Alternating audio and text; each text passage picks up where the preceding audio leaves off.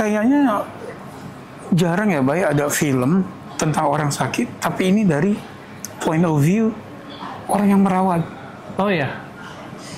Iya, benar. Nah, sekarang nih ada di sini gitu ya. Jadi orang-orang yang merasa merawat orang tua atau anggota keluarga lainnya ini bisa terwakili oleh film Hanya Namamu Dalam Doaku. Sekarang aku tanya sama Mas, kamu selingkuh apa dia apa enggak? Iya, aku selingkuh. Kalau ya yang baik untuk Nala, sebaiknya kita pisah.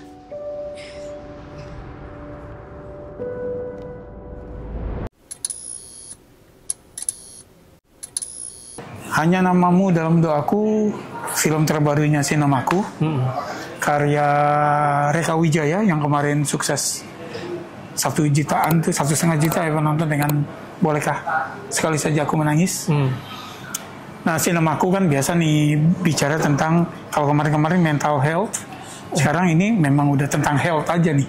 Dan kayaknya fokusnya masih air mata ya, air mata penonton. Iya. Jadi ini ceritanya tentang ALS, penyakit yang menyangkut urat syaraf dan otot ya, Bay? Iya, dan belum ada obatnya. Belum itu ada contoh obatnya. nyatanya adalah Stephen Hawking. Stephen Hawking, iya. Terkenal ya. Tapi dia karena punya uang, dia bisa hidup lama dan lebih berkualitas. Gitu. Gimana kalau ALS itu diderita oleh orang-orang biasa kayak kita? Gitu. Nah, tapi film ini fokusnya ke anggota keluarga.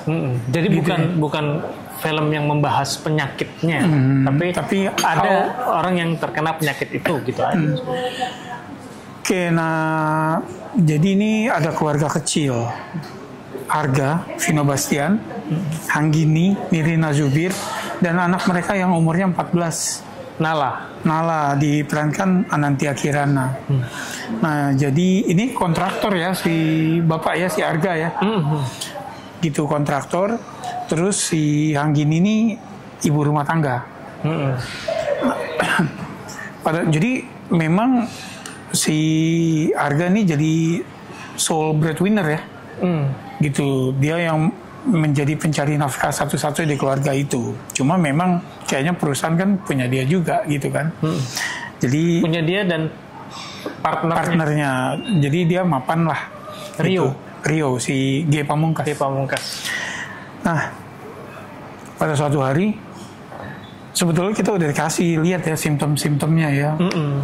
Gitu. Nah, kemudian dia divonis mengidap ALS. Dan udah bicara pahit dokternya belum ada obatnya, dan lu cuma punya berapa life expectancy-nya 2-5 tahun. Gitu. Nah, shock dong dia. Tapi dia nggak tega untuk ngasih tahu keluarganya karena istrinya ibu rumah tangga pertama ya. Kedua, anak itu masih banyak mimpi yang dia takut kalau dia kasih tahu mimpi itu akan hancur. Gitu. Jadi film ini cerita tentang bagaimana si Arga menjaga rahasia tentang penyakitnya dari orang-orang terdekatnya. Ditambah subplot bahwa dia reuni, dia ketemu dengan mantannya yang masih single, dokter cantik diperankan Naysila Mirdad, Ica namanya ya. Oke, jadi kayak gitu loh. Nah, nanti bagaimana keluarganya dia itu cope with the disease. Oke, baik. Oke, pada saat gue nonton film ini juga gue mikirnya, gue tuh agak nggak suka nonton film. Gue suka film yang mengharukan, Tears of Joy gitu. Tapi gue nggak terlalu suka. Oh, ini sedih, bapaknya mati, ibunya mati. Udah mau dijemput sama omnya ditabrak mobil kayak gitu. Kayak, gue harus bikin penonton sedih. Jadi pada saat gue mau nonton film ini, gue nggak berekspektasi lebih sebetulnya. Gue nggak berekspektasi lebih. Ada tapinya nih kalau kayak gini biasa. Gue juga udah tahu ini Sinemaku belum ada yang nyangkut di gue film. Pertama karena mereka ya mau nggak mau bilang menjual kesedihan, walaupun gue nggak tahu itu valid atau enggak ya. Tapi bagi gue cerita sedih-sedih yang dijual. Jadi berangkat dari situ gue kayak aduh kurang tertarik sebetulnya. Tempered expectations. Iya. Tapi pada saat gue nonton nih tapinya muncul. Nah, tapi kan Gue entah kenapa, mungkin karena direkturnya ya mengemas filmnya tuh enak ngalirnya. Terutama gue suka, jadi gue suka musik dalam film yang bisa membawa, tapi gue nggak suka wall to wall musik. Musik harus ada di saat-saat yang tepat, atau complete silent di tempat yang tepat. Nah, gue melihat banyak adegan di sini di mana kalau film lain dia akan masang musik gitu ya, terutama yang nggak haru yang ini. Tapi ini banyak nggak ada, jadi gue kayak enak nih nontonnya, gue suka gitu film yang kayak gini nonton. Dan selama gue nonton itu ya kita dibuat sebel sama salah satu tokoh di situ aja gitu. Tapi mereka nggak menjual kesedihan paling nggak 2/3 pertama gitu. Yang gue sangat suka. Oke. Kalau gue nonton di sebelah lu kan kemarin, dan gue ngeliat reaksi lo gitu ya. Jadi kayaknya lu paling suka pas adegan di reuni itu deh. Terutama yang yang salah sangka gitu. Jadi beberapa kali gue mungkin ketawa di film yang supposedly sedih ini gitu. Jadi menurut gue berhasil gitu. Karena adegan itu entah gue bisa relate atau gue mengerti sekali, itu kena gitu di gue. Jadi gue ketawa, dan kayaknya nggak cuma gue di penonton yang nonton itu gitu. Apalagi ketika mereka ketemu terus ada yang ngerekam ya. Iya. itu lucu. Ya, jadi dan relatable gitu, karena zaman sekarang kan semua apa-apa direkam. Sehingga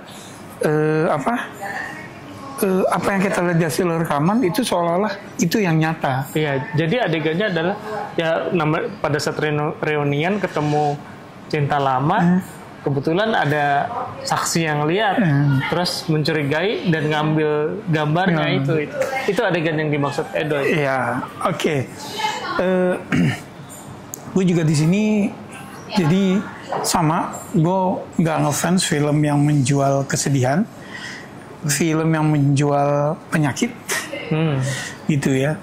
Tapi gue ngelihat di sini ada kartu as ya yang membuat gue tertarik nonton, itu Nirina, karena buat gue Nirina belum pernah fail ya.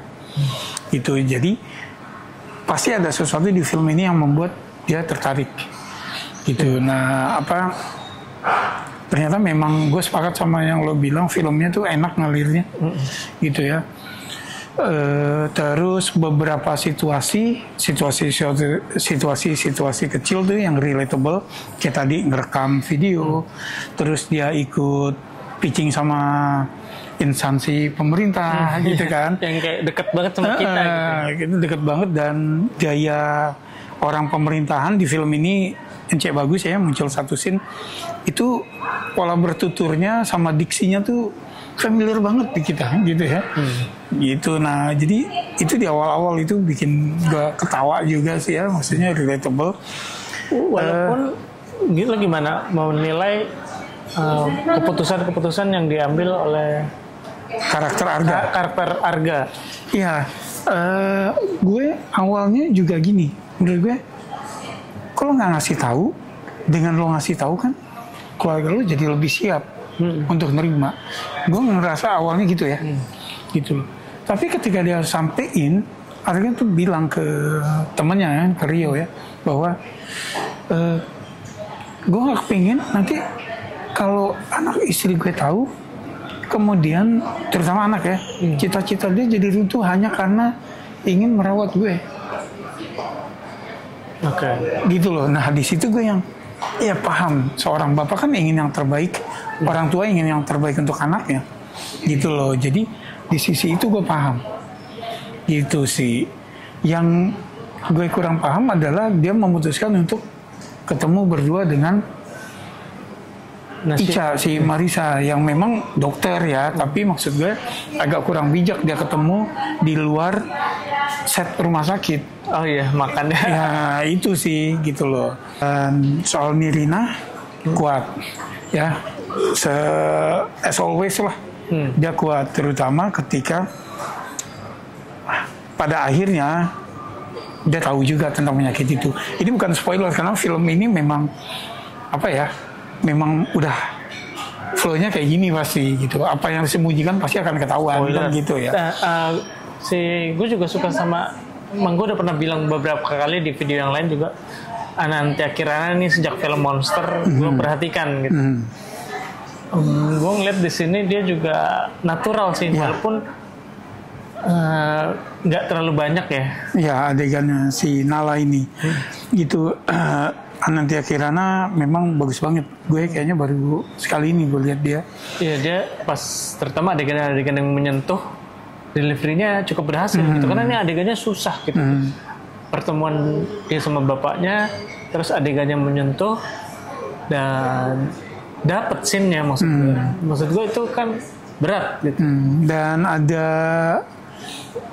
adegan favorit gue yang ada Nalanya itu ketika dia ingat kenangan flashback waktu cuci mobil bareng sama bapaknya. Yang bagusnya reka ini dan skenario-nya adalah adegan itu ada di depan film ya. Jadi nggak sekonyong-konyong ada flashback gitu, gitu loh. Nah itu kena banget gitu loh. Oke, itu yang bagus-bagusnya. Kekurangannya? Gue sebetulnya kekurangannya lebih ke sepertiga terakhir sayang. Jadi filmnya bagus, tapi kayaknya mereka nggak tahu gimana cara menyelesaikannya dengan baik gitu. Tentu mereka mau membuat perasaan haru, sedih ya, pasti tujuannya itu ke penonton. Ada beberapa lagu gitu, lagu sedih yang langsung ditampilkan gitu. Jadi bukan scoring tapi lagu gitu ya, scoringnya lagu yang sedih yang bertujuan untuk mancing emosi penonton. Terus sama ya itu, jadi kayak oh nih lo akan gue buat nangis sekali dengan satu pukulan. Terus gue pukul lagi supaya lo lebih nangis lagi. Terus pada saat lo udah tersungkur, sabar dulu, gue akan tendang lo supaya lo lebih nangis lagi. Jadi kayak dia kayak trying too hard ya. Trying too hard gitu. Itu oke. Kalau di gue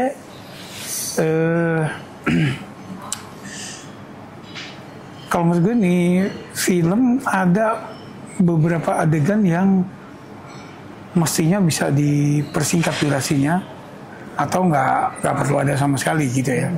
Mungkin gue setuju. Terus sama film ini endingnya kebanyakan. Jadi mungkin seperti yang gue bilang tadi ya. Ya endingnya kebanyakan. Jadi sebetulnya tuh gue ngelihat ada 3 alternatif ending di sini nih. Jadi wah ini udah selesai. Ternyata masih ada.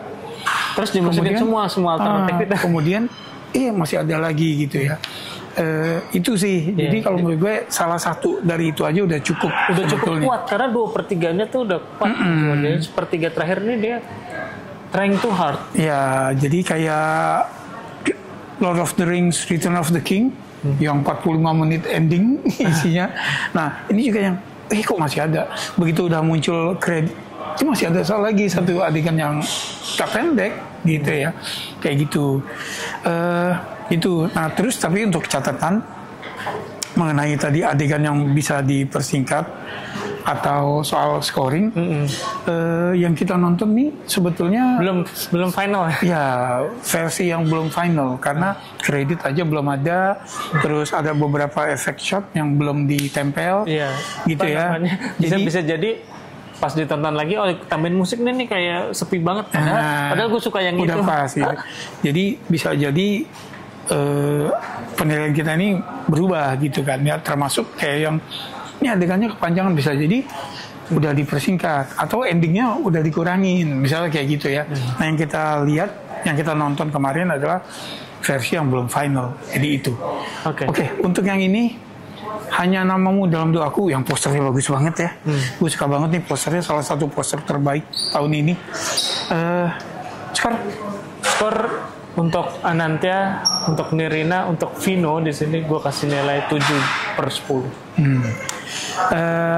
Gue ngasih segitu juga, 7.